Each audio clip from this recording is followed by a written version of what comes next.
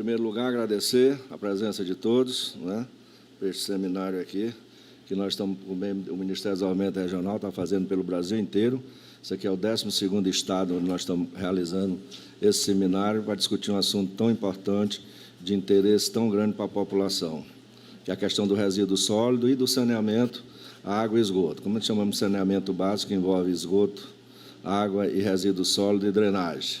Então, eu queria convidar o nosso presidente aqui, Baldez, nosso anfitrião, para realmente usar a palavra e se dirigir a vocês. Baldez. É com uma imensa alegria que nós estamos hoje nesta reunião de trabalho da maior importância para o nosso Estado. Temos a honra de receber hoje o senhor ministro do Desenvolvimento Regional, Rogério Marinho, e o que mais a gente coloca é que não podemos dar o mesmo tratamento às pessoas desiguais, aos estados desiguais. E o ministro ele tem essa sensibilidade, tá certo? De ouvir, de conversar, de levantar a discussão a respeito desses assuntos. Então, obrigado, ministro, mais uma vez, por você estar aqui hoje atendendo essa necessidade de realizar esse seminário. E o nosso senador, Roberto Rocha, obrigado, senador, por estar mais uma vez aqui nesta casa, e nós já queremos formular o convite para, mais uma vez, você vir aqui discutir conosco o Zema, que é um projeto seu, que iniciou nesta casa. Essa casa foi o primeiro que debateu esse assunto, nós apoiamos esse projeto desde o primeiro momento, porque acreditamos. E a sua presença hoje aqui, nós aproveitamos para lhe convidar, para você trazer para nós em que pé está, o que precisa ainda, onde a gente pode colaborar nisso aí. Além da reforma tributária, que o nosso senador está conduzindo com maestria, porque, como nós sabemos, saneamento, esse nosso país, há um déficit muito grande, e o nosso Maranhão é um deles.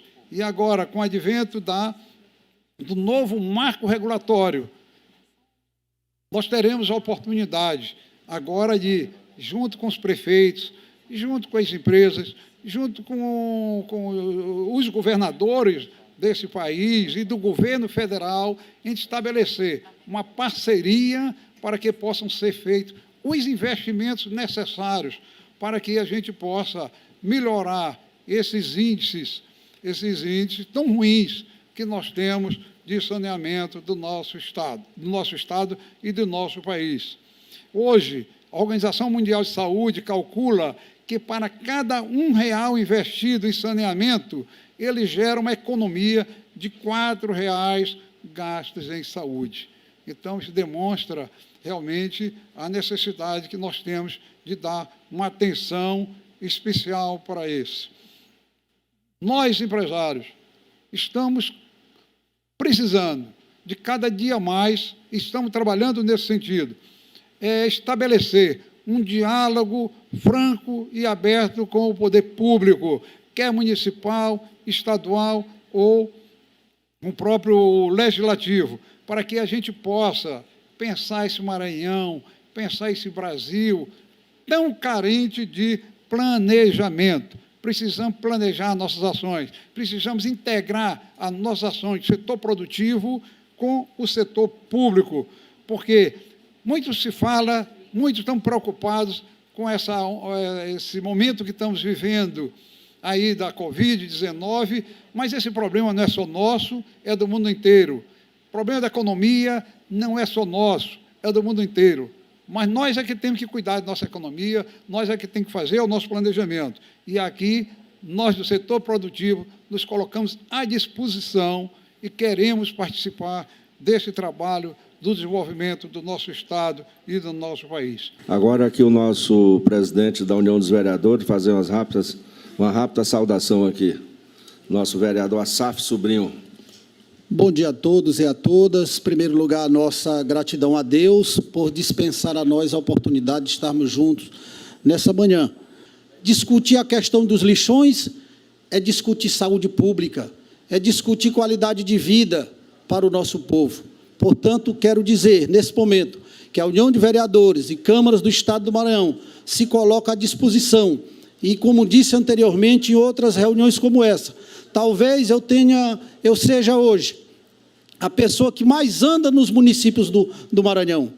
E eu vejo a situação de lixões a céu aberto, próximo às zonas urbanas, ou seja, às cidades. Isso tem causado acidentes, tem tirado vidas de pessoas. E é hora de se discutir. Era para ter sido ontem, mas vem num bom momento. E eu quero parabenizá-lo e dizer a todos que essa iniciativa é muito boa para o Estado do Maranhão. Agora o nosso amigo Pedro Fernandes, representando aqui os prefeitos do Estado do Maranhão. Desejar boas-vindas aqui ao ministro Rogério Marinho. Quero aqui cumprimentar o senador Roberto Rocha, que tem um papel importante como relator da reforma tributária. Eu passei 20 anos na Câmara e participei de todas as comissões nesse período sobre a reforma tributária. Infelizmente, é a reforma mais importante hoje do Brasil, mas que a gente espera aí que o senador Roberto Rocha seja vitorioso nessa batalha. Dizer que nós moramos num estado pobre, numa região pobre, que precisa muito do apoio do governo federal, do governo estadual. Os nossos índices de saneamento são os piores possíveis. E se nós não tivermos ajuda, nós prefeitos, e aqui eu quero falar em nome de todos os prefeitos que estão presentes e que não estão presentes, que os municípios, é lá no território municipal que as coisas acontecem. É lá que as doenças são previamente detectadas. É lá que o caos acontece, principalmente no saneamento básico. Eu tenho, por esse período de 10 meses agora, à frente do município do Arame, aprendi muito e sei o que é ser um prefeito. A dificuldade dessas demandas para a gente suprir. E quero dizer aqui ao secretário de Meio Ambiente e ao ministro que o Arame merece ser também visto, não só pela ordem alfabética, mas também pelo... Viu, ministro? O Arame tem um projeto pronto de esgotamento sanitário e de drenagem bancado pela Codevasf. Tem a sanção da Codevasf, um projeto realmente bem feito, bem elaborado, foi bem licitado, bem acompanhado e atestado. Talvez o Ministério pudesse já dar um passo inicial, dizendo assim, vamos começar logo pelo Arame, que o projeto está pronto. O Erlânio, tenho certeza que endossaria como presidente da FAMEM, quando todos os outros vão preparar o projeto, nós já estamos com o projeto dentro do Ministério, para que Vossas Excelências possam examinar e nos ajudar. Viu, senador Roberto Rocha? Precisamos desse apoio, isso é fundamental, mostrar para o município pobre, dos piores IDHs, para que a gente possa sair dessa questão. O Maranhão precisa muito de ajuda. O Maranhão, a partir da década de 50, quando o Maranhão era muito menor do que a Paraíba, muito menor do que muitos estados, recebeu muitos nordestinos, que todos são bem-vindos, fizeram esse grande estado, que na década de 50 era 1.400.000 pessoas, hoje passa de 7 milhões, e que precisa de muita ajuda. Existe muita pobreza no Maranhão. Muito obrigado por esse espaço que foi cedido aqui à FAMEM. Basta dizer que 35 milhões de brasileiros ainda não têm acesso à água tratada, sendo 5,5 milhões nas 100 maiores cidades do país, o equivalente à população da Noruega, segundo dados de 2019 do ranking do saneamento do Instituto Trata Brasil. Reverter dados como esse é tarefa de todos, cabendo a cada um levar ao ponto máximo seus esforços dentro de cada área de atuação, seja no ambiente empresarial, seja na esfera pública ou ainda no terceiro setor, cujo acúmulo de experiências valiosas se constitui um arsenal de boas práticas tantas vezes desprezado. Do nosso ponto de vista, o sistema Tribunal de Contas se encontra plenamente consciente de que não existe mais espaço para omissões no atual cenário, no qual nosso país ocupa um espaço nada confortável.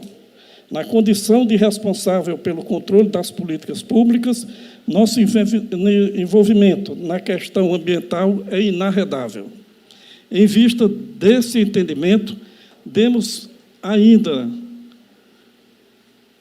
difícil ano de pandemia, Um passo de importância histórica como órgão de controle. Começa a ser posto em prática no início do próximo ano o plano de ação construído pelas 20 entidades signatárias do termo de cooperação assinado em setembro passado, com vistas à implementação de programas e ações interinstitucionais para a educação e fiscalização da Política Nacional de Resíduos Sólidos. Hoje, demos um pequeno, mas importante passo para vencê-la. Era isso que eu queria dizer, senhoras e senhores. Muito obrigado.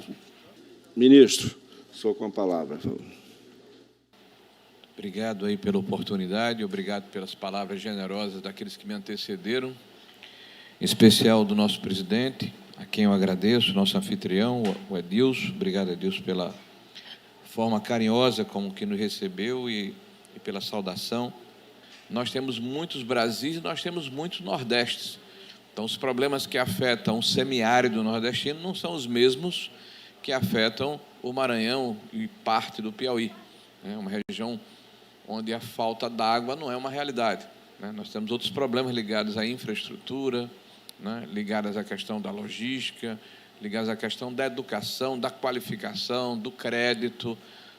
São outras situações que merecem a atenção do Estado do Maranhão e não tenho dúvida que terão, por parte de Reinaldo, nesse grupo, Pensar Maranhão, novos horizontes e, certamente, realizações. Saudar aqui o nosso senador Roberto Rocha, que tem sido, para mim, uma grata surpresa. Eu que não o conhecia e passei a conhecê-lo como ministro e antes como secretário de Previdência e de Trabalho, é um dos poucos políticos do nosso país que se preocupa com o básico. Não se constrói uma casa de cima para baixo, a partir do telhado. A casa, há necessidade de se ter o alicerce, a base, o início do processo. E Roberto é um dos poucos políticos que se incomodam na elaboração dos projetos, porque muitas vezes as ideias, as vontades, os sonhos não podem ser concretizados por falta de consistência técnica. E Roberto tem sido um diferencial no Congresso Nacional, porque ele se preocupa justamente com essa parte do arcabouço técnico, na apresentação das suas propostas, que passam a se pôr de pé, ao contrário de muitas boas ideias que ficam pelo caminho. Além disso, ele tem sido um dos grandes parceiros do nosso presidente Bolsonaro nessas mudanças importantes que estão acontecendo no país.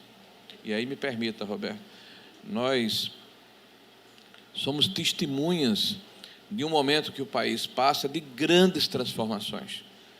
Nós fazemos parte de um governo em que, pela primeira vez na história do país, organiza um ministério sem consultar partidos políticos. E o faz pela conveniência técnica e pela afinidade com o presidente nos propósitos que nortearam a sua eleição em 2018. Isso, evidentemente, cobra um preço. E o preço os senhores todos estão testemunhando. Nós temos um presidente da República que é atacado todos os dias, mas não pelos motivos de governos pretéritos, porque nós víamos acusações em governos pretéritos de cidadãos que eram flagrados nos aeroportos com dólares na cueca, de deputados que recebiam mesadas em dinheiro, de assalto às estatais e devolução de recurso público, aliás, na casa de 6 bilhões de reais. Assalto aos fundos de pensão. Investimentos em obras de infraestruturas enormes, mas fora do Brasil, em Venezuela, na Cuba, na Nicarágua, faltando recursos para se investir no Brasil. Eram essas as acusações que nós assistíamos aos governos passados.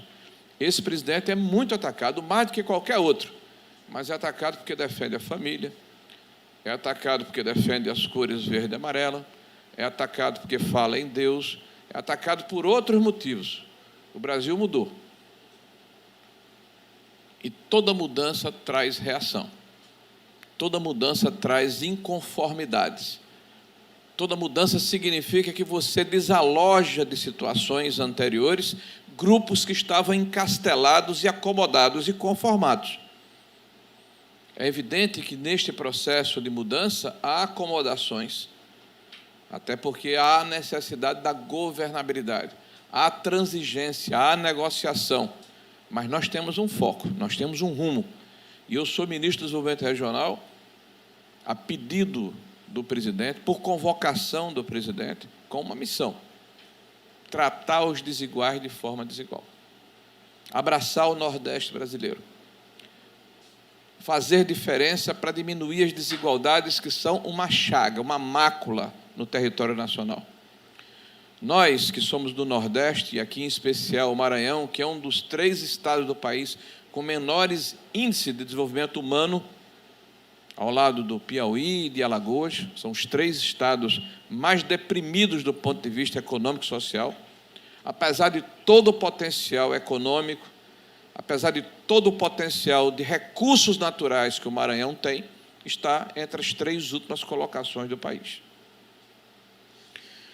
E não por acaso essa é uma situação que se repete em todos os territórios nordestinos, em maior ou menor proporção. Nós temos 14% da renda nacional, mas quase 30% da população.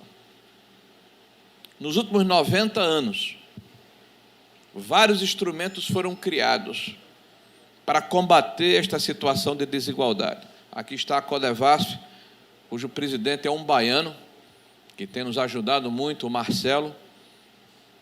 Aqui estão conosco representantes do DENOX, Departamento Nacional de Combate à Seca. O equívoco começa, inclusive, na denominação. Seca não se combate, seca se convive, como acontece em vários países do mundo. Aí está a Sudene, que nos acompanha nesse périplo da Jornada das Águas. Aí está o Banco do Nordeste. Os 4 instrumentos que foram propiciados pelo Estado brasileiro para diminuir esse quadro de desigualdades e tentar ombrear o Nordeste brasileiro com as demais regiões do país. Não obstante, nesses 90 anos, pouco mudou esse quadro. Porque a prioridade, inclusive nos subsídios federais, são para as regiões mais desenvolvidas do país. Há uma falácia que é repetida como um mantra de que o Nordeste é subsidiado. Menos a verdade. A maior parte dos incentivos fiscais e de renúncia tributária que ocorre no Brasil está ou estão nos estados mais desenvolvidos, não no Nordeste brasileiro. Nós iniciamos, na segunda-feira passada, a partir da Serra da Canastra, uma ação que nós denominamos de Jornada das Águas. E o fizemos na nascente do Rio São Francisco, para simbolizar a nossa comunhão com o rio, que é o rio da integração nacional, que hoje banha 4 estados, um do Minas Gerais, 5 estados, Minas Gerais e 4 estados do Nordeste, e pelas mãos dos homens, a partir da transposição, chega a mais 3 outros estados do Nordeste setentrional.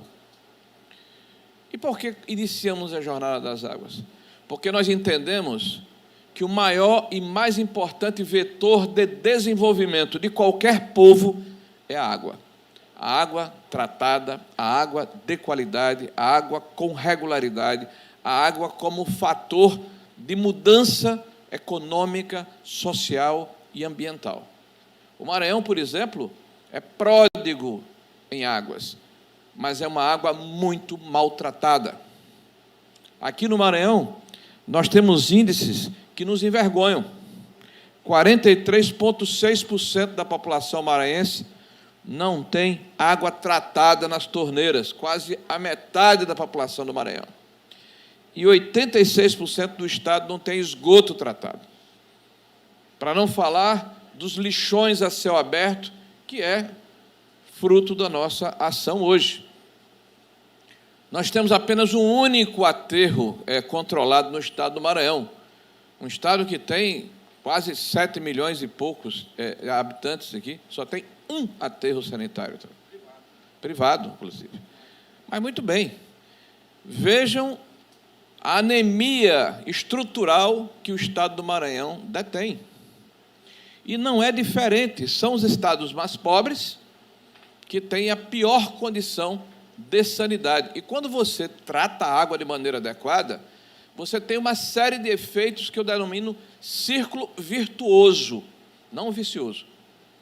A água tratada, o esgoto tratado, o resíduo sólido, né, acondicionado da forma correta, significa diminuição da pressão sobre o sistema de saúde, porque as doenças endêmicas que deveriam ter sido extirpadas do país passam a ficar com menor intensidade, muito menor intensidade. Se diminui a mortalidade infantil. E quantas famílias tiveram os sonhos ceifados pela morte trágica de crianças ainda na idade impúbere? Melhora a produtividade de quem trabalha, melhora a capacidade de se atrair empresas, porque não se tem indústria sem água de qualidade, não se tem comércio sem água de qualidade, não se tem serviços sem água de qualidade. A água é o mais importante fator de desenvolvimento de um país, mesmo quando ela é farta e não é tratada da maneira adequada, como é o caso do Estado do Maranhão.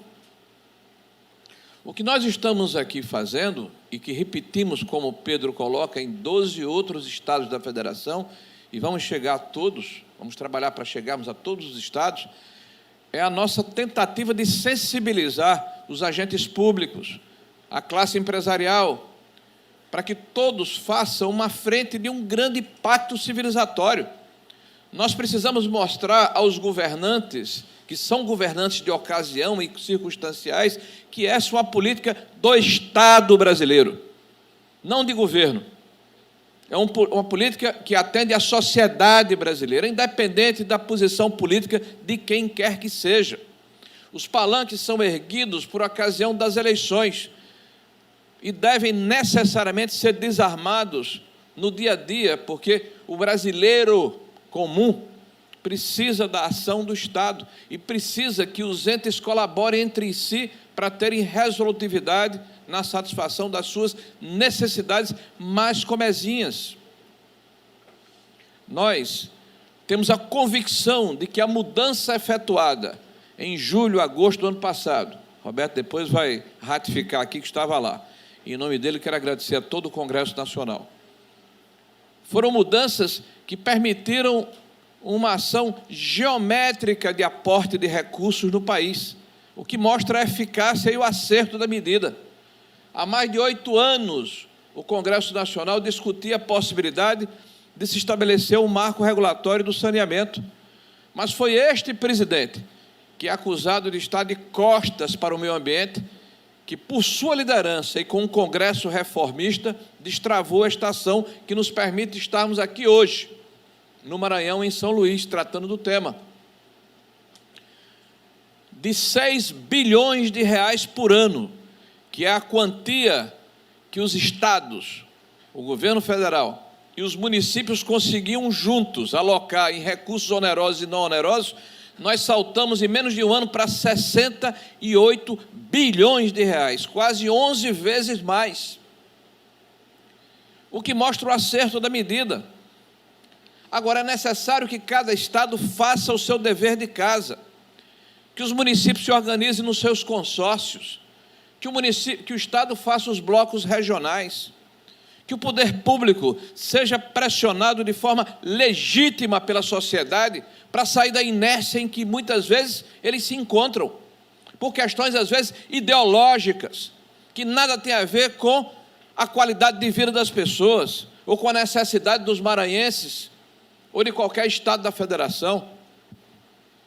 Nós não temos que ter preconceito contra a atividade privada. Aliás, esse país, ele é feito por quem empreende, por quem trabalha, por quem edifica, porque não há maior herói do que quem sai de casa todos os dias para ganhar o pão de cada dia, independente da ação do poder público, que muitas vezes o atrapalha. Nós precisamos, mais do que nunca, termos uma frente única que interessa ao Estado brasileiro. Eu tenho uma convicção, e é por isso que esse é o 7º estado do Nordeste e o 8º estado em que estou desde segunda-feira. Nós saímos de Brasília na segunda-feira passada, na Jornada das Águas. Em cada estado é uma ação diferente.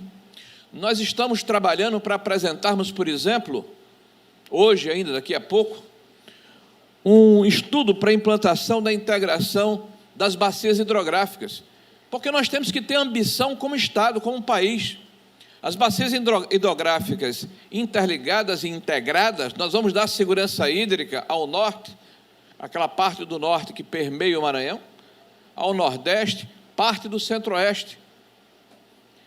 Mas isso não vai ser possível só com recursos públicos. É necessário mudarmos, por exemplo, o marco hídrico brasileiro, a exemplo do que fizemos com o marco do saneamento, para permitir que a outorga da água ela possa ser atrativa também para a iniciativa privada.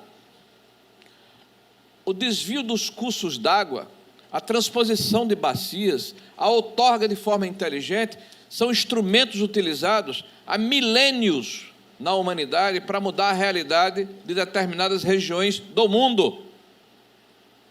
Aí está centenas de exemplos de como se muda a realidade desses países. O Brasil já perdeu tempo demais. Eu vou fazer uma afirmação para os senhores. Por favor, não achem que eu estou aqui fazendo discurso, eu estou fazendo uma afirmação científica, técnica, embasada em conhecimento empírico. A água, meus senhores, é mais importante do que o petróleo. A água, meus senhores, é mais importante do que o minério. A água é o bem mais importante da humanidade, a água doce de qualidade. Não é à toa que os grandes conflitos no mundo hoje são em função dos cursos de água que permeiam países. Nós somos um país que tem 12,5% das reservas de água doce do mundo, mas o Nordeste só tem 3%. Nós somos um país que tem 83 mil quilômetros de rios permeados pelo esgoto doméstico. Nós somos um país que já alimentamos 1 bilhão de pessoas todos os dias no mundo. Nós somos o segundo maior produtor de alimentos, utilizando apenas 7% do nosso território. Esse país já deu certo. Ele já deu certo, é inexorável. Agora, nós precisamos, como povo e como sociedade, aperfeiçoar os mecanismos que vão permitir que as populações deprimidas do ponto de vista econômico e social consigam se ombrear com outras populações de outros estados que têm condições diferentes das nossas. E aí é um esforço coletivo, é um pacto nacional. Não é possível 90 anos consecutivos do Nordeste ter a situação em que ele se encontra. E você só muda com instrumentos, com ferramentas, com crédito, com a inovação tecnológica, com a capacitação, com a governança. Não é apenas colocar recurso público, é criar ambiente negocial para permitir que os empreendedores se sintam sócios desse processo. E quando eu falei de água, é bom lembrar que o que nós exportamos, e quando eu falei de alimentos, não são proteínas, não são grãos, não são tecidos, é água que a gente exporta. A água convertida nesses commodities, nesses produtos, e esse é o grande diferencial do país. Então, meus amigos, eu vim aqui para saudar este evento, falar a respeito da importância desse evento, das consequências dessas ações, das oportunidades de negócios, mas também e, sobretudo, de desenvolvimento, de melhoria da saúde das pessoas, da proficiência de quem trabalha, do desenvolvimento do país, do ponto de vista econômico e social, e, em especial, muito especial, do Estado do Maranhão. Então, eu espero de verdade que vocês saiam daqui energizados, oxigenados, prontos para fazermos a revolução que o Brasil espera de cada um de nós, de sairmos da inércia em que nos encontramos e, a partir das ferramentas disponibilizadas, ajudarmos a mudar a situação do saneamento básico no país. Saneamento entendido como tratamento de água, de esgoto, destinação adequada do resíduo sólido e a drenagem das nossas águas pluviais. Forte abraço a vocês, viva o Nordeste, viva o Maranhão e viva o saneamento brasileiro.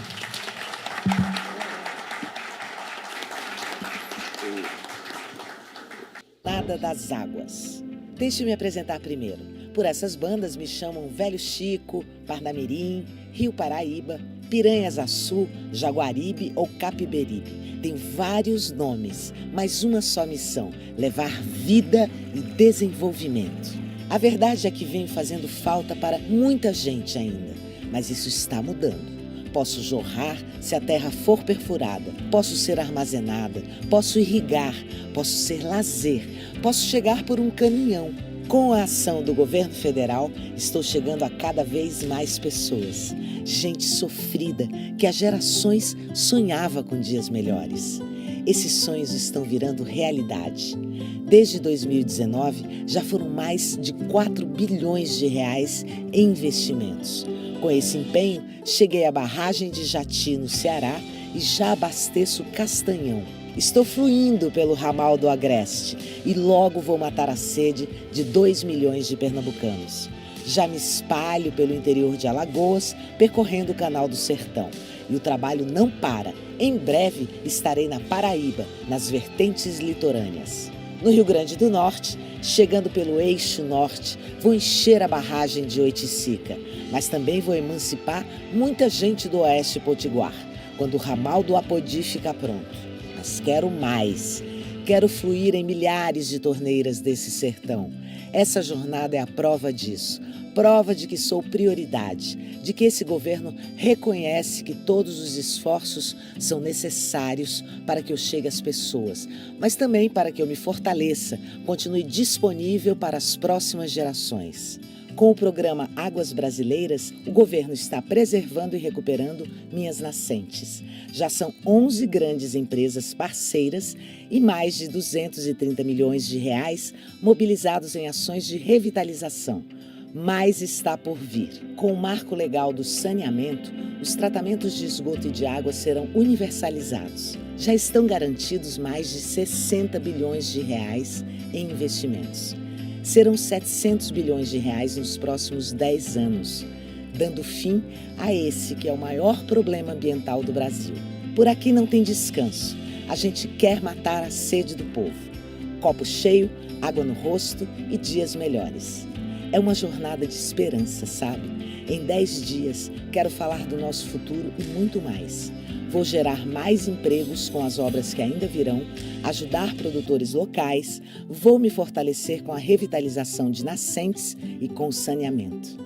Quero mostrar que, me usando de maneira consciente, chegarei cada vez mais longe e continuarei sendo a força do Brasil por muitos e muitos anos. Meu caminho ainda é longo, a jornada não acaba agora. Chegarei no Rio Grande do Norte, na Paraíba, no Piauí e no Maranhão em breve. Muitos me esperam há anos e eu não vou parar. Ai, pessoal, já realizei tantos sonhos por aí.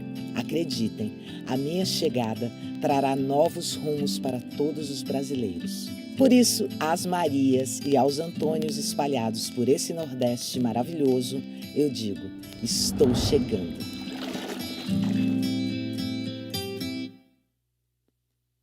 Ok, obrigado.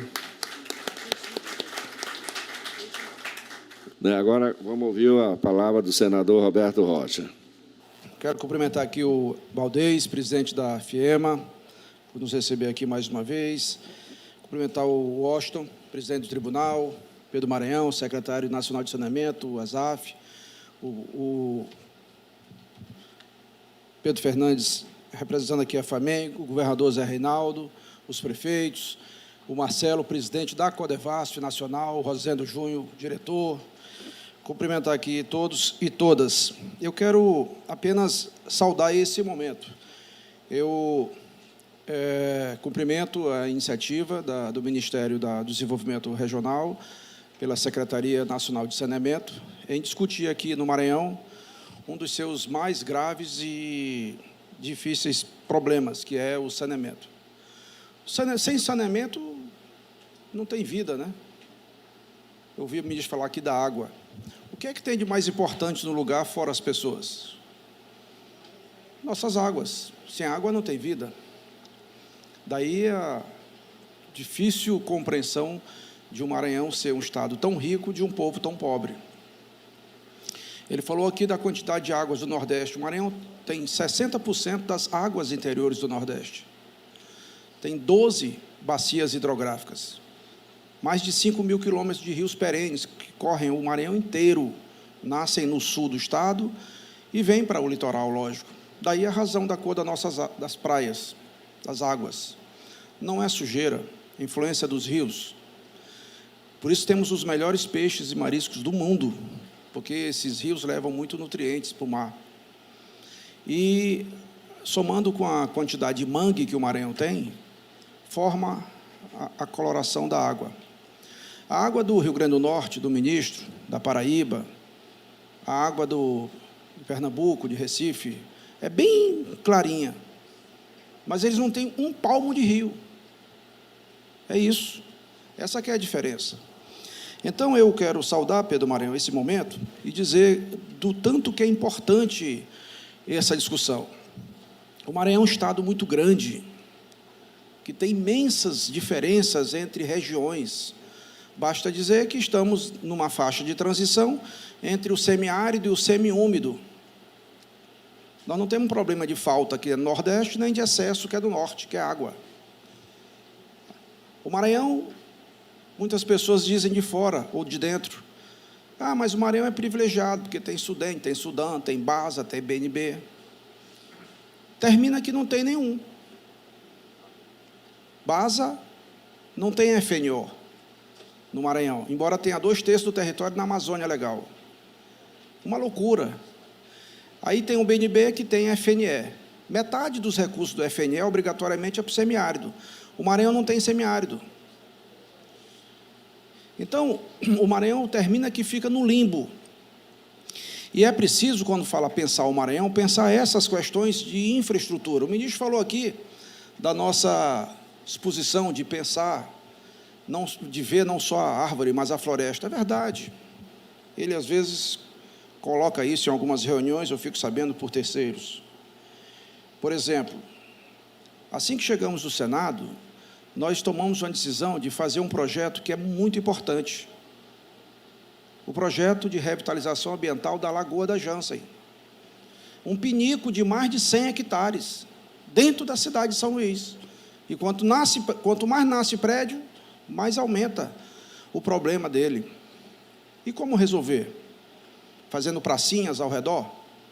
Não. Resolve enfrentando o problema da questão que está lá colocada. Esse projeto custou, o Marcelo está aqui, o Roseno Júnior está aqui, o Celso também parece que está aqui, da Codevasf. Ele custou algo em torno de 10 milhões de reais.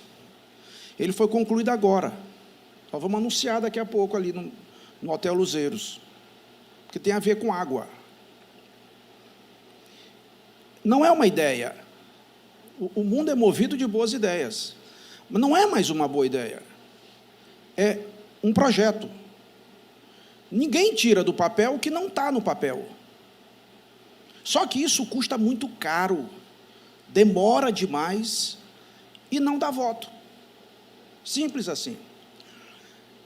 Aí, demora muitos anos para... Só licença ambiental, o licenciamento ambiental é uma coisa de outro mundo, a demora.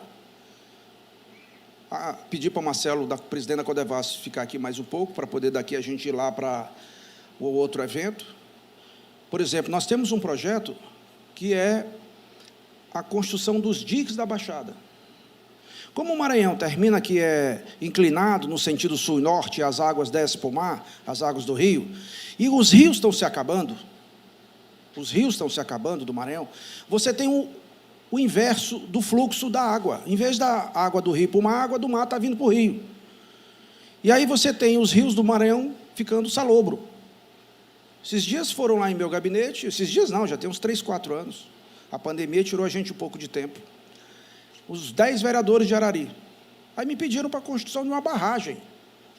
Eu disse, vem cá, mas uma barragem, para quê? Vocês querem para atividade econômica, para lazer? Não, para água mesmo, para a população. Poxa, vocês têm um rio ali, eu fui criado ali. Não, o rio não serve mais, a água está salobra. Ou seja, já chegou em Arari, daqui a pouco vai para Vitória e vai tomando conta. E a gente está fazendo, a gente que eu digo, o conjunto dos políticos, da classe que decide e tal, fazendo de conta que não está acontecendo nada. Mas está acontecendo. O problema da Baixada, que é a região mais pobre do Maranhão, que tem a população mais pobre do Brasil, é gravíssimo. A água doce mistura com a salgada por causa da língua salina. Qual é a solução? Fazer uma obra de infraestrutura hídrica. É tipo um muro, é um dique. Ele tem 75 quilômetros, Pedro. Começa em Viana e vai até Bacurituba, Cajapió. 75 quilômetros. Em cima dele vai virar uma estrada. E embaixo é um canal navegável. Aí, Cláudio, separa a água salgada da água doce. E tem as comportas. Aí você controla a água de chuva. Um caso muito parecido, eu convido vocês a conhecerem melhor, até a internet tem tudo isso, é em Guayaquil, no Equador. Está na mesma linha do Equador. Muito parecido com a Baixada Maranhense. Eu tinha até organizado uma viagem oficial para Guayaquil, mas aí veio a pandemia e tal e atrapalhou tudo. Então, a gente está com esse projeto. Quantos anos esse projeto está para sair a licença, Júnior? 4 anos. Há 4 anos aguardando o EIA-RIMA. Mais de 4 anos. Por isso, aqui no Maranhão, um estado em que a população, na sua grande maioria, está da mão para a boca, ou seja, vivendo no império do imediatismo, não quer saber de amanhã, quer saber do já. É do já, não é nem do hoje, é do agora. Claro! Imagina você, o sujeito saiu de manhã de casa, o filho diz, papai, eu quero um pão, estou com fome. Aí, na hora que tu encontra o cara bem ali na rua, tu oferece para ele uma padaria e um pão. O que ele quer? O pão. Claro. Mas a gente não pode se valer disso enquanto político. Por isso que, nesses lugares muito pobres, você tem que ter a figura do duplo planejamento. O planejamento de curto prazo e o planejamento de médio prazo. Médio e longo prazo. Curto, médio e longo. Ou seja, você não pode pensar só em dar o pão, que é o peixe, que é o Bolsa Família. Você também tem que criar uma porta de saída para que ele possa, amanhã, dar oportunidade até para esse peixe ser para outro, porque senão um dia vai acabar o peixe, que é o que aconteceu com o Brasil. A gente está vendo a dificuldade aí de dar um aumento no Bolsa Família, uma confusão danada, porque aí quando tem o orçamentário e não tem o financeiro, quando tem os dois, tem um teto de gasto, um inferno. E aí, eu digo a vocês que, com muita tranquilidade, a gente tem procurado cuidar de projetos que são muito importantes, mas que, efetivamente, eles têm dificuldade de trazer retorno eleitoral. É muito comum no Nordeste, no Norte, e não é por outra razão, presidente Baldez, que o Sul, o Sudeste é mais desenvolvido do que o Norte e Nordeste. Eles não têm mais ativo econômico que nós. Os ativos econômicos deles não são mais atrativos que o nosso, não. Sobretudo nós do Nordeste. O Norte é muito molhado, tem muita água. Amazonas, cabe o Nordeste dentro. Mas ele se resume economicamente a Manaus. E o Nordeste não. O Nordeste é um ativo econômico extraordinário. E dentro desse Nordeste, o melhor de todos é o Maranhão. É o Maranhão. Mas é preciso dotá-lo de infraestrutura capaz de estimular a produção. Senão ele não vai sair desse atoleiro que se encontra. Uma dessas condições é o saneamento básico. Me diga, o que adianta, Washington, você fazer um posto de saúde no lugar, um hospital, e as pessoas estão morando na lama, convivendo com o lixo, as crianças brincando no lixo, no esgoto. E o que adianta? Adianta muito pouco. Então, o Maranhão tem o pior inquérito sanitário do Brasil. O pior inquérito sanitário do Brasil. Basta dizer para vocês que, como disse aqui o ministro, o que é saneamento básico? Água, esgoto, tratamento do lixo e drenagem. Você tem que drenar águas pluviais. Ora, se você tem muito rio, você tem muitos canais, muitos afluentes. Esses canais que cortam a cidade, porque normalmente elas nascem na beira da água, a população ribeirinha, esses canais, todos sabemos, eles viraram esgoto a céu aberto. Como é São Luís? Qual é o rio da ilha de São Luís que ainda presta para tomar banho? Eles se acabaram todos. E a água do rio vai para o mar. Daí a razão das praias estarem completamente poluídas. Então não vai limpar a praia enquanto não limpar os rios também. Isso é lógico. Os rios só estão em condições de banho aqui no verão. Mas quando vem o inverno, a água leva tudo para o mar. Bom, eu considero essa matéria muito importante, tanto que um dia, chegando de uma viagem, que eu fui ao exterior, aí eu cheguei e vi o Tasso Gereissati muito chateado, porque ele era o relator da medida provisória. 2 vezes o governo federal, esse governo atual, tentou modificar a lei mediante medida provisória. O Tasso foi relator. Trabalhou danado e tal, chegou na hora, caducou a medida provisória. Boicote, caducou a medida provisória, perdeu o prazo. Então, eu falei com ele, Tasso, você faz o seguinte, pega o teu relatório e transforma num projeto de lei. Tira o que é competência do Executivo, como as agências, e apresenta. Eu era o líder do partido, eu me designei para a comissão e eu fui ser o relator. Em pouco menos de 10 dias, nós aprovamos, Marcelo, no Senado. E foi para a Câmara. Na Câmara demorou mais e tal. O fato é que é lei. E eu tenho orgulho de ter participado desse processo de transformação. Por que tem agora 68, 70 bilhões de reais privados para investir nesse setor? Porque ninguém bota o seu dinheiro onde não tem segurança jurídica, onde não tem previsibilidade, onde não tem confiança. Ninguém. Vocês observam o que tinha tido do petróleo, do pré-sal. Mas e por que não tinha no saneamento? Por que o empresário não botava? O sistema, gente, é do município. Via de regra, quem administra é o Estado, através de uma companhia estadual como aqui.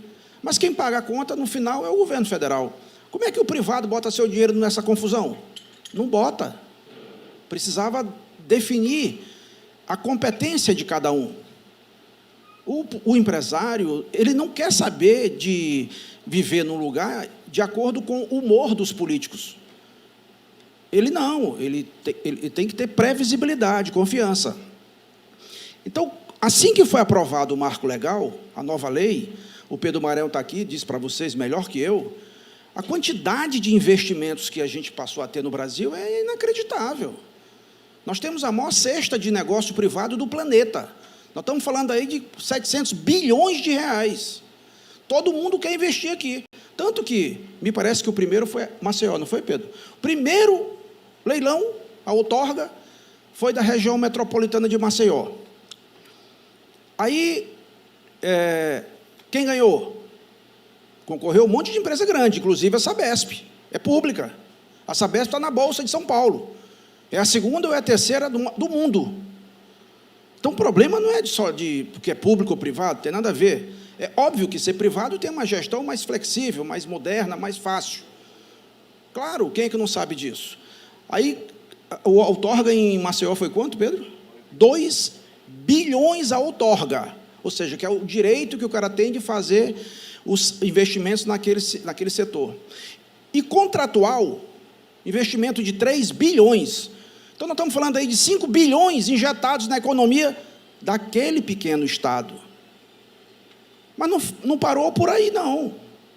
Aí você vai para a SEDAI, no Rio de Janeiro, foi quase 50 bilhões. Aí você vai para o vizinho Amapá. O Amapá tem 16 municípios. Santana e Macapá tem 80 e tantos % da população. Ou seja, os outros municípios são tudo pequenininho, município pequenininho. Como o Maranhão também tem muito. Mas a gente teve na lei a previsão dos blocos. Os municípios podem, o Estado pode fazer blocos municipais, e esses blocos não precisa ser contígua. O município não precisa estar um do lado do outro. Pode pegar um município lá longe e botar no bloco. O Amapá, ele foi feito o leilão agora, e ele virou um bloco, o Amapá inteiro. 16 municípios. Aí você tem um bloco, aquele que é mais atrativo economicamente, normalmente, e ele puxa os outros. É como se falasse filé e osso, está junto. Aí, quanto custou no Amapá? A outorga foi quase 1 bilhão, a outorga Amapá. E os investimentos? 3 bilhões. E quem ganhou? A Equatorial, que é a proprietária aqui da SEMAR, que também é proprietária lá do sistema de energia do Amapá e do Piauí, etc. Ou seja, energia e água, eles conversam sempre, estão sempre juntos. Energia e água. Tanto que aqui no Maranhão, infelizmente, eu sou obrigado a dizer, a CAEMA, há muito tempo, não paga sequer a sua conta de energia. Não tem dinheiro para pagar a conta de energia, ela não produz o suficiente. A conta de energia, eu não sei quanto é que está hoje, que aumentou muito a alíquota do ICMS da energia, mas certamente é mais de 10 milhões de reais. Ou seja, você tem muito mais de 100 milhões de reais por ano, que quem que paga? Quem que paga é o seu José lá do bairro que não tem água. É o seu Manel lá que está prostrado numa cadeira de roda que não tem água. Ele é que paga. Não tem essa história de governo, dinheiro público. O dinheiro é público, que a gente chama de público, mas ele vem do privado, das pessoas físicas e jurídicas. Então, claro que tem que fazer alguma coisa. Claro, no Maranhão, água é o pior. Esgoto, menos de 10% da população tem esgotamento sanitário. Lixo, só tem um aterro sanitário no Maranhão, é privado, aqui em Rosário. O segundo vai ser Imperatriz, que vai ser público. Recurso que nós conseguimos como senador, eu, Lobão e João Alberto. Ainda lá atrás, olha como demora. Olha como demora. E aí, lá está sendo o processo, andando lá em Imperatriz, para fazer o aterro sanitário. É tão grave, gente, e eu não vou me estender muito, prometo que eu vou caminhar para o final. É tão grave a situação, que eu fui uma vez na Funasa, Pedro, e eu consegui lá uns caminhões compactadores para mandar para as prefeituras aqui do Maranhão. Isso parece que foi o ano passado, não me lembro mais. Aí, a Funasa trabalha só com municípios abaixo de 50 mil habitantes.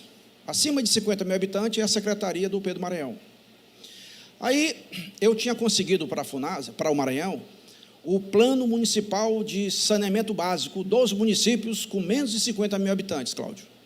100% dos municípios. Uma parte ainda foi pela Universidade Fluminense, lá do Rio de Janeiro, e a outra nós conseguimos agora pela UFMA. 100%, porque se não tiver o plano, não pode fazer nada. Bom, aí eu estive lá. Aí eu consegui os caminhões compactadores. Lá, é claro que disseram que tem uma regra, segundo a qual você tem que demonstrar que tem a destinação do seu lixo, seja com aterro sanitário próprio, seja com destinado para outro lugar. Vocês sabem quantos municípios puderam receber o caminhão compactador da Funasa? Nenhum. Nenhum município. Eu sei que isso incomoda. Muita gente não quer ouvir. Mas a gente não consegue resolver um problema se a gente não tiver a capacidade de conhecer o problema, de reconhecer que ele existe. Existe o problema. E onde é que está a solução? É no tesouro, é no dinheiro público? É disputando o dinheiro da saúde, da educação, da infraestrutura, da segurança com o do saneamento? É claro que não. Não tem mágica. Você tem que abrir para o capital privado. E por que preconceito? Olha, na semana passada, nós assinamos, em Goiânia, o contrato com a CCR. É a maior empresa do Brasil de administração de aeroportos, metrôs e etc. Essa empresa, nós assinamos aqui o contrato do aeroporto de São Luís e de Imperatriz. Eu fui lá, em São Paulo, no dia do leilão. Quanto foi? Foi um bloco. Teve 3 blocos de aeroportos. Era a 6ª rodada de leilões. Eram, naquele dia, 3 blocos. O primeiro bloco era um bloco sul, tinha um bloco norte e um bloco centro. O bloco centro começou com, era Goiânia, o maior, que puxava, aí tinha Palmas, aí tinha São Luís, Imperatriz, Teresina e Petrolina. 6 aeroportos. Vejam que tem maior e menor. Aí, na média, a empresa ganha o bloco. A CCR ganhou esse bloco do centro, como ganhou do sul. Quanto foi que custou a outorga?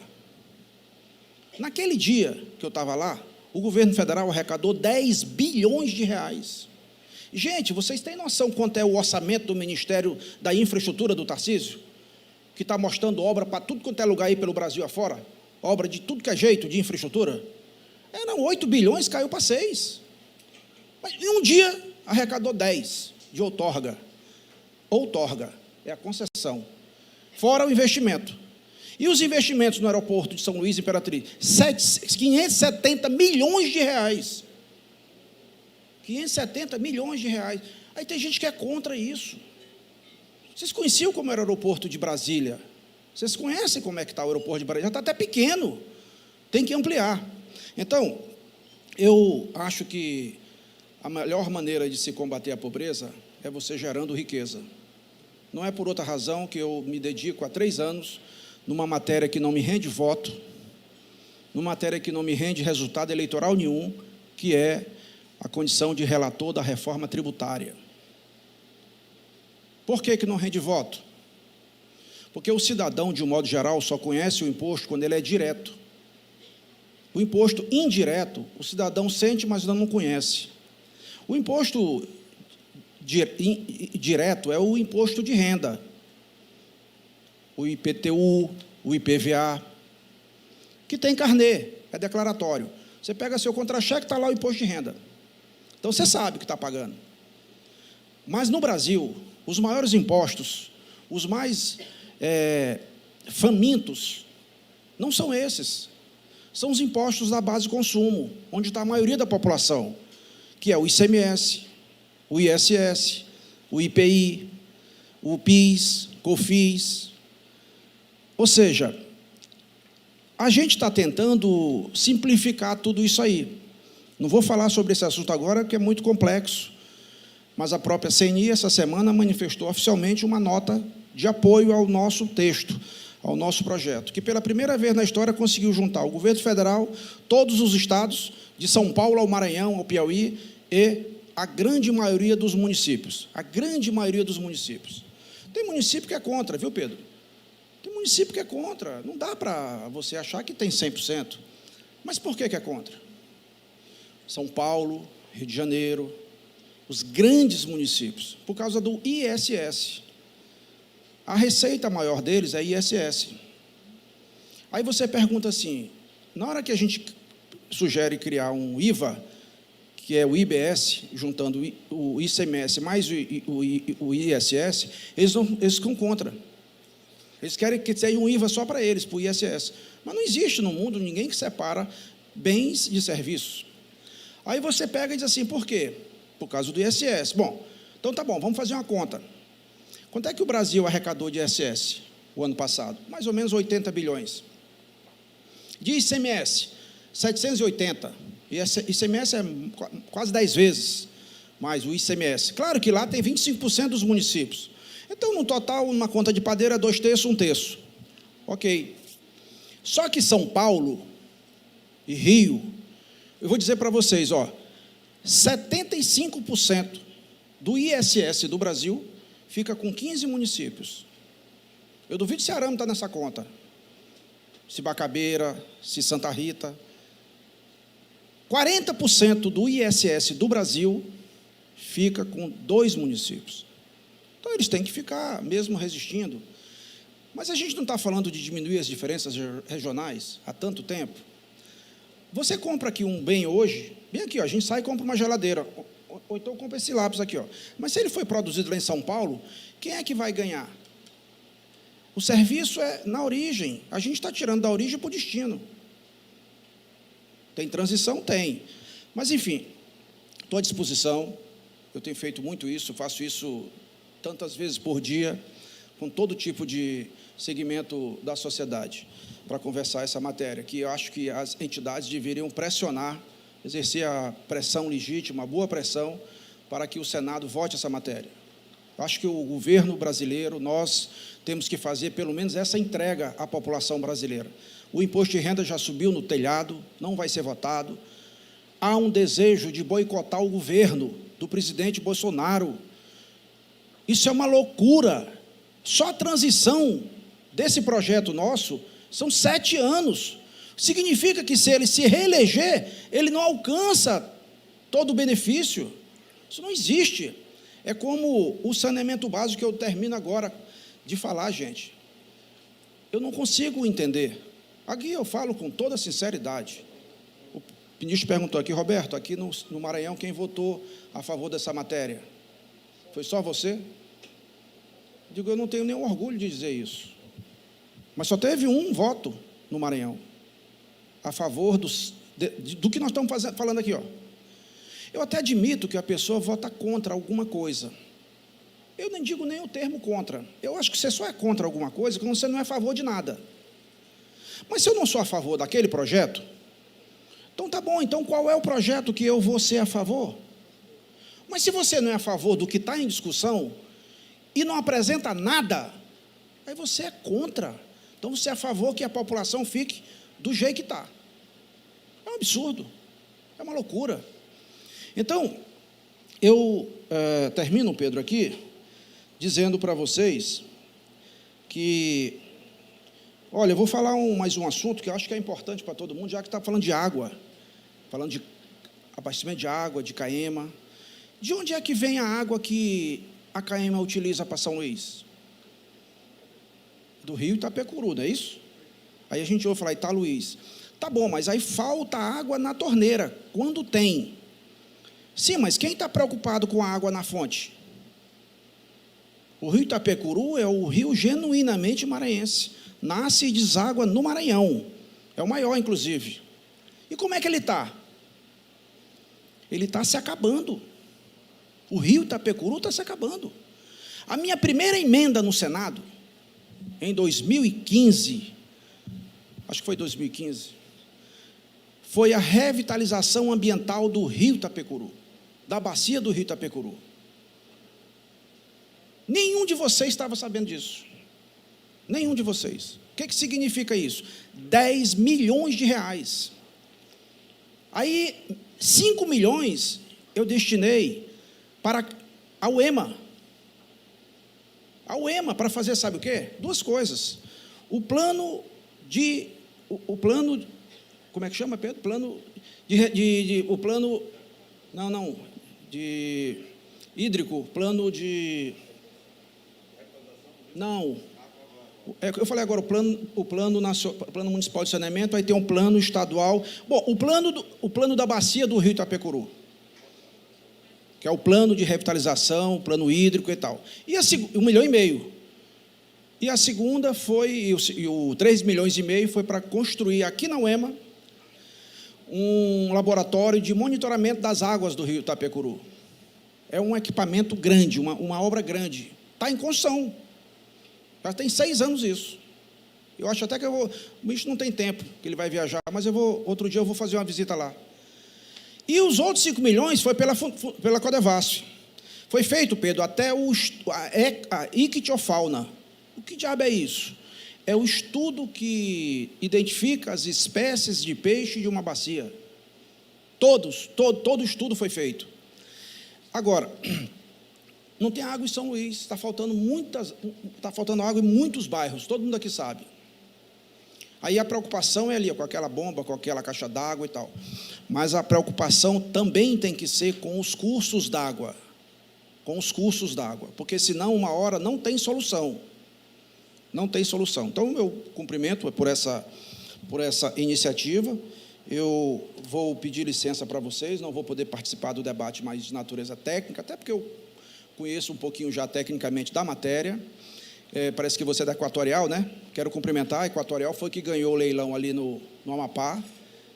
Você vê que ela trabalha com energia, mas agora está trabalhando também no setor de águas.